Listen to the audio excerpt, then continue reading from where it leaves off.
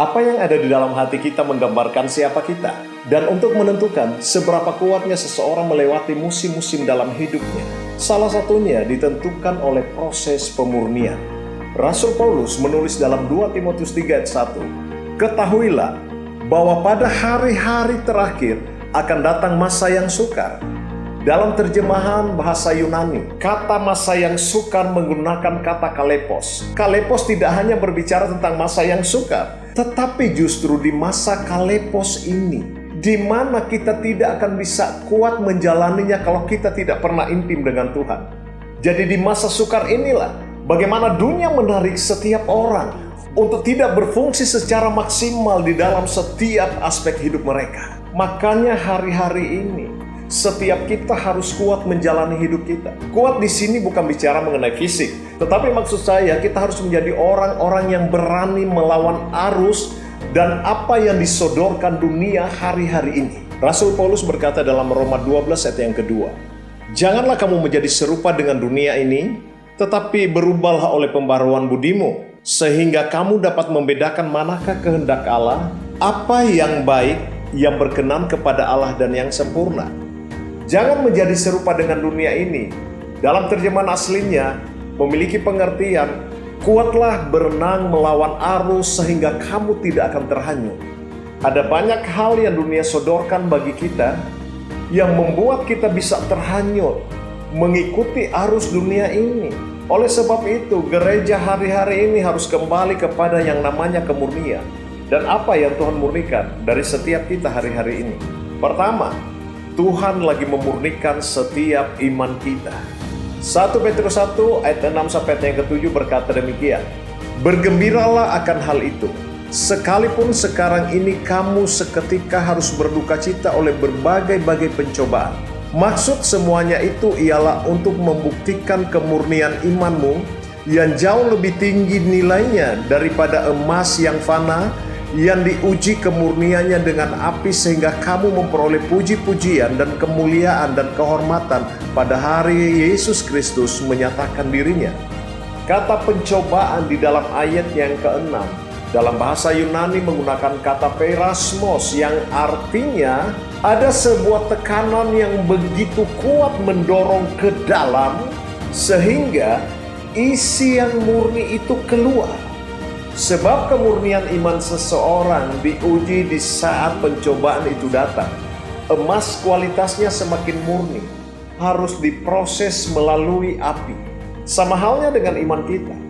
Pencobaan adalah proses untuk memurnikan setiap iman kita. Kita bukan menjadi orang-orang yang gampang dipengaruhi oleh dunia.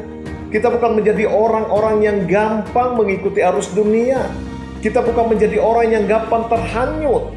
Tetapi biarlah Tuhan menemukan lewat masalah yang kita hadapi, lewat proses yang kita jalani, tetapi kita ditemukan Tuhan adalah orang-orang yang punya iman yang murni, sehingga kita menjadi orang yang berkemenangan di dalam setiap masalah pencobaan yang kita hadapi.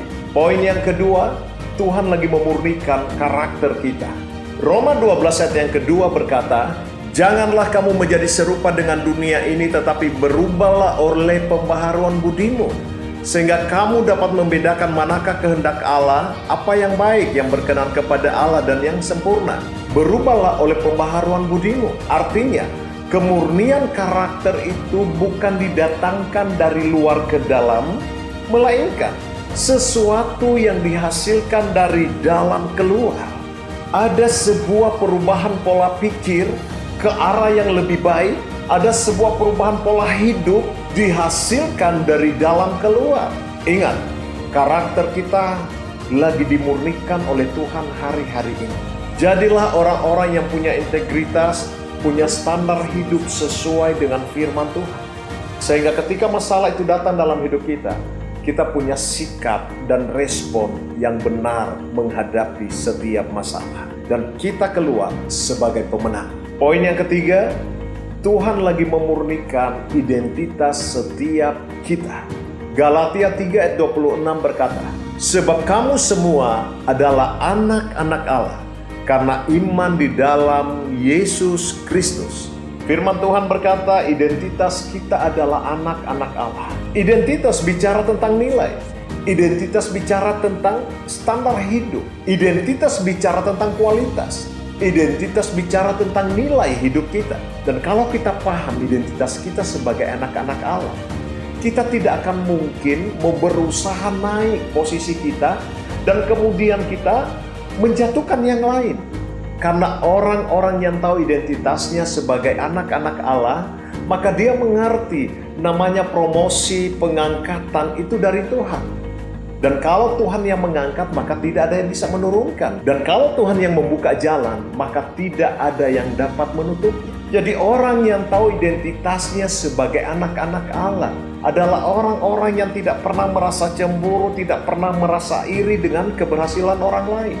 Karena mereka menyadari, mereka ditebus bukan dengan hal-hal yang fana, tetapi ditebus oleh darah Yesus Kristus. Kalau bicara tentang arti ditebus, maka saya mau katakan, tidak ada seseorang yang menebus sesuatu kalau sesuatu itu tidak memiliki nilai.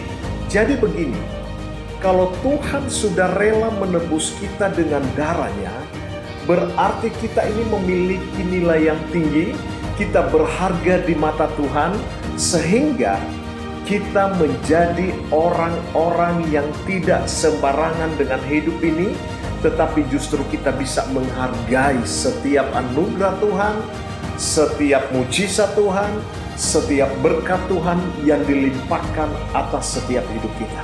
3 poin yang kita pelajari saat ini. Pertama, Tuhan lagi sementara memurnikan iman kita. Kedua, Tuhan lagi sementara memurnikan karakter atau integritas setiap kita. Dan ketiga, Tuhan lagi sementara memurnikan identitas setiap kita.